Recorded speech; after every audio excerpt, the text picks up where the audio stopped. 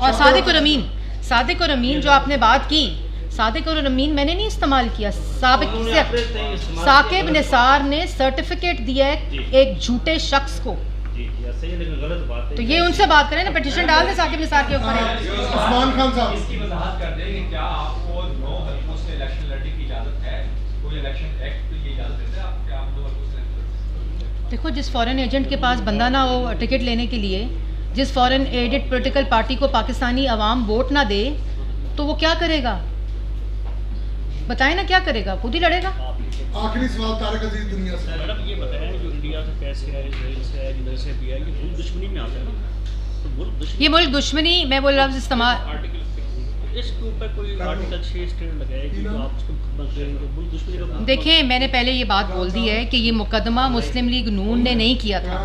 یہ مقدمہ اکبر ایس بابر نے الیکشن کمیشن میں کیا تھا، اور ایک فیصلہ آ گیا ہے، اب اس پہ کارروائی ہونی ہے۔ سپریم کورٹ نے اپنا الیکشن کمیشن کے فیصلے کے مطابق وہ ڈیکلیریشن کے اوپر عمل درآمد کرنا ہے، اور گورنمنٹ پابند ہے پولیٹیکل پارٹی ایکٹ 2002 کے تحت، اور الیکشن آرٹیکل 6 لگانے کے لیے دیکھیں وہ فیصلہ کولیشن گورنمنٹ کا ہوگا، اس کی اگلی کیا چیز ہوگی اس کا فیصلہ آپ کو انشاءاللہ بتا دیا جائے گا۔ صاحب یہ بتائیے گا کہ آپ نے کہا کہ ایف آئی اے ایک انڈیپینڈنٹ ادارہ ہے، انڈیپینڈنٹلی اس کی انکوائری شروع کر دی گئی، میں رائے طاہر صاحب کو ہٹا کے محسن بٹ صاحب کو کیوں لایا گیا؟ اور مبینہ طور پر اطلاعات یہ ہے کہ رائے طاہر صاحب نے تمام عمران خان کے خلاف کیسز بلانے سے انکار کیا تھا، جس کی وجہ سے اس کو ہٹا کے محسن بٹ صاحب کو لایا گیا اور انہوں نے فرمائشی پروگرام شروع کر دیا۔ اسی حوالے سے میرا ذہنی سوال یہ ہے کہ آپ نے کہا کہ یہ پیسہ پاکستان آیا ہے